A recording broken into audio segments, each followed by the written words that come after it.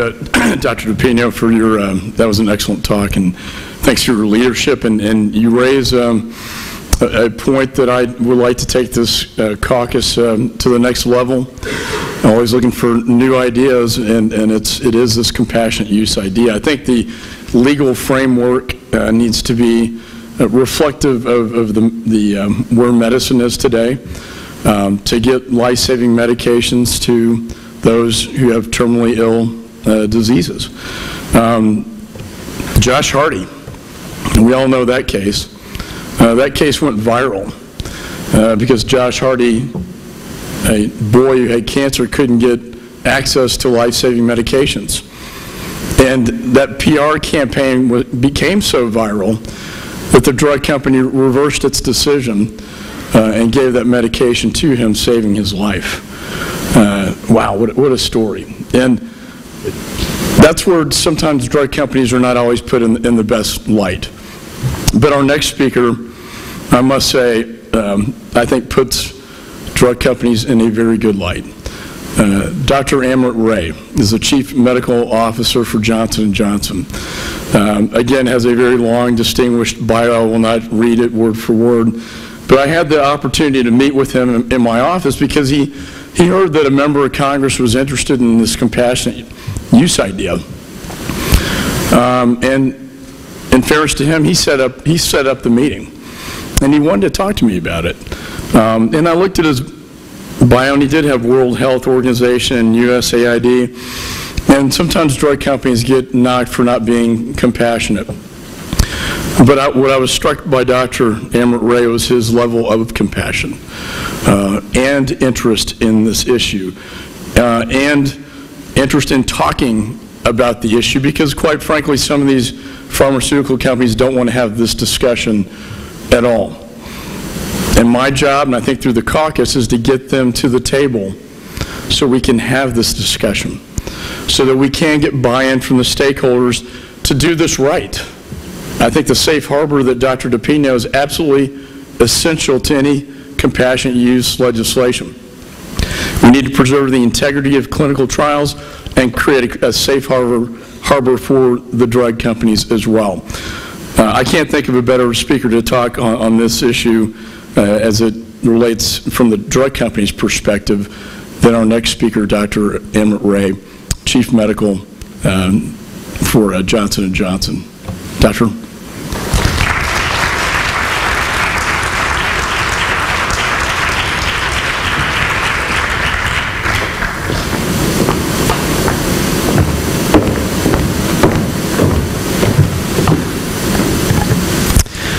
Well, good morning, everyone, and thank you very much for the honor of speaking at this caucus.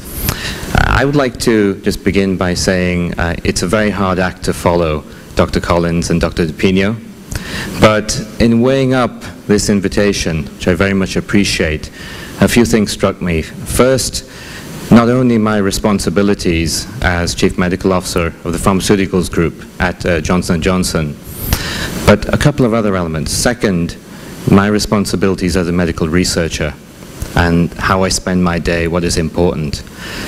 But third, what really struck me the most, if I'm honest, is my responsibilities as a parent and as a father. And I've taken the liberty of inviting two of my children to sit with me at this meeting because I want them to understand how important this is for the world that they go into. So I'm going to share some reflections with you. I very much appreciate the efforts to pull together this caucus. So thank you, Co-Chairman McCall and Van Hollen. And thank you for all of you for spending the time to attend this. One of the things that has struck me is why is such a diverse group like this together? And I have an answer for that. I think it is that we have a shared vision. And I've tried to think through what is that shared vision. And I'd like to propose something for you. I think that shared vision is that we should have freedom from fear of cancer for all children and all families. Freedom from fear. That is what motivates me, and it's from that perspective that I'm going to offer you some comments. So I also have responsibilities that are global. And Johnson & Johnson is very much a global healthcare company. Our pharmaceuticals group, Janssen, is also a very global company. And from the global perspective, I have an opportunity to look at many, many hundreds of clinical trials in many, many countries affecting lots of different patients with different diseases in many, many age groups. From that, if I step back, there's an opportunity there sometimes to connect the dots on the things that work and the things that don't. So I've tried to pull out a few things that I think represent some pattern recognition of the things that can be successful, and would like to try and build a bridge between those things and between what may be helpful in pediatric cancer. 3 things that I'm going to talk about. First, the importance of continued investment in science, and you've already heard very eloquent cases for that, so I won't belabor that. Second, the importance of collaboration. You've heard some efforts, but I want to beat that drum more, and there's more that needs to be done, a few specifics I'd like to mention. And third, this is an interesting one that I think is, in a talk about scientific research and about collaborations, it's probably the most important one. The importance of putting the patient at the forefront and putting the face of the patient in the context of every piece of work that we do, which sometimes means that we have to adjust policies, we have to adjust our approach, we have to adjust to the changing needs of patients. For example, with the compassionate use topic that was raised here. So that's what I would like to comment on, and I'm going to spend a few minutes to go through each of these. Now, before I get that, just to set the stage, and I won't belabor this because I think you've already heard many of these points from my esteemed fellow speakers, but when you look at pediatric trials at all, there are a certain number of hurdles that are faced. When you look at oncology trials, there are a certain number of hurdles that are faced. Once you start to overlap those circles, we sometimes get into a space where it can be very challenging. And I don't want to run away from those, but want to be just open in acknowledging some of those.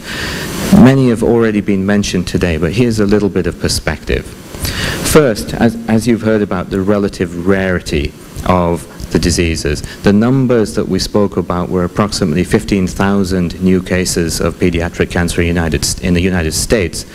But there's 2 important contexts to put on that. First, if you look at the cancers, we've used the word cancer singular throughout a lot of this discussion. Cancer is not a singular word. I'm not an oncologist, but nevertheless I can see that, in fact, there are so many different diseases in that, there are so many different subtypes within those different diseases, that you're actually talking about an umbrella of often very, very different conditions. Second, as another piece of context, the numbers we spoke about, the 15,000, to put that in the context of adult cancer, adult cancers range in the region of 1.6 million new cases. So for me, 15,000 is 15,000 too many.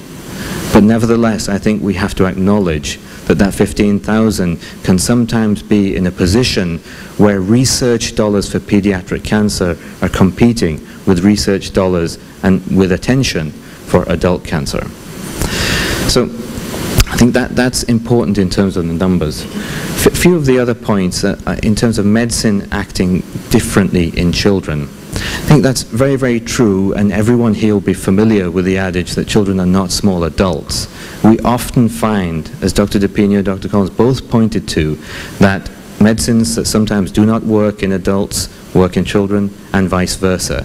Similarly, even within children, a medicine that does not work in an 8-year-old may well work in an 18-year-old. And dealing with some of that variability can be challenging. A third thing is that cancer itself behaves very differently in children. Sometimes more aggressive, sometimes progressing more quickly, sometimes with variants that are seen much less or not at all in adults. And again, another challenge that we face here. The final hurdles in technology. This is interesting. There's probably a long list of things, and I won't go through them, but I'll just give you a very simple example. I heard Dr. Collins refer to blood tests.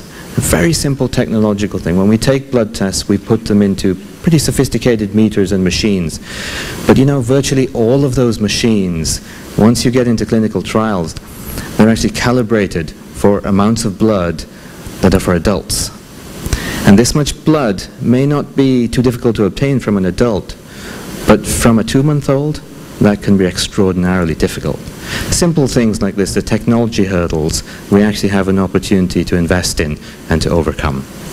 Now, having said that, I don't think any of these are new challenges, and yet there's been tremendous progress. And in that sense, I actually feel that this is a tremendously positive, a tremendously exciting time to be investing in and looking at this area. And I'd like to lay out for you in those areas of the pattern recognition that I spoke about. First, continuing to invest in science. You've heard this throughout the course of the morning, and I'd like to give you a few examples of where we see that having effect. You can see a small list here of new areas that if we look at just 5 years ago, probably very different. Probably none of them would be on this slide. If we look 10 years ago, I'm sure none of them would have been on this slide. And I want to give you a quick insight into each of them. If you look at, for example, the use of modeling and simulation, that has grown in leaps and bounds and means that when we talk about those rare populations, we're probably more astute today in being able to anticipate and predict what will happen in children and thereby avoid having to expose children to investigational medicines more than we need to. When you look at the use of biomarkers or different clinical outcomes, or different endpoints, in fact, both of the recent revisions of BPCA in 2007 and 2012 have both pointed to neonates and an increasing emphasis in neonates with an emphasis in these areas. And we now see a very significant uptick and change in the use of new tools with those particular populations. If you look at immuno-oncology, Dr. Collins emphasized this and showed you the front cover of Science. I think, again, if we look at simply count the publication rates in immuno-oncology, this is a new forefront, and we're able to put some of the experts, immunologists, where I began my early training, and the oncologists together in probably ways today, sometimes in combined departments, sometimes in combined scientific reviews, that frankly we might not have done 5 years ago. A couple of the other areas to mention are with respect to diagnostics. We're able today to use diagnostics in very different ways. We're able today to apply diagnostics so that we're selecting with genetic tests, with a number of other tests, the right patient populations and subpopulations. So when it comes to those difficulties of enrolling in clinical trials, we're able at least to optimize as much as possible using these new technologies. So I hope that gives you just a very quick and high-level snapshot. Many of these points have been covered, and I will move on to some of the other areas and collaboration. Now, before I do that, the one thing I would point out is that a lot of these technologies we're able to talk about today in 2014 because the investments were made in fundamental research, in fact going back many, many years ago. When I look back at the history of this and I talked to some of the pediatricians and oncologists in our teams, we were able to see, many of them cited back to me that in fact it was the National Cancer Act in 1971 that led to a big upswing in the fundamental research that somewhere down the line through the publications and through the congresses and through the meetings led to some of the findings and some of the things that we're able to build on today. The final one I will mention on here is with respect to the pathways, and you heard Dr. Collins describing a very eloquent pathway. The real question is, can we stop a cancer cell before it becomes a cancer cell? Is there a way of knowing and predicting that? And at Janssen, this is what our oncologists and pediatric experts call disease interception. And the question there is really, can we look at the pathways, look at the targets within the pathways, and look at the drugs that are able to match those targets in a new way. And a lot of our investments are focused in that area at this point. Second, I thought I would show this picture of a phone, because there is nothing as powerful as picking up the phone and as having these collaborations between academia, industry, and government that are taking place now, but could still continue to do so. What I've observed is that very few great human endeavors come about alone, and we heard Dr. Collins talking about the number of dedicated researchers at the NIH, and similarly Dr. Pino at MD Anderson, and similarly at all of the pharmaceutical companies, including at Johnson & Johnson. However, when we step back from that, even if you add up all of those numbers, one of the things just at a mathematical level that has struck me as I travel around the world is that even the totality of those three still reflects a very tiny sliver of the total scientific and intellectual brain power that exists around the world and that could be applied. So the real question that we're asking ourselves is, are we better off attacking this? Are we better off eradicating cancer, as the chairman said, in slivers and in a fragmented way? Or are we better off doing this together? The answer to that is together. And anything we can do to catalyze the mechanisms, the forums, remove the stigmas associated sometimes with that togetherness, I think is ultimately going to be positive for children. So some of the other things I would just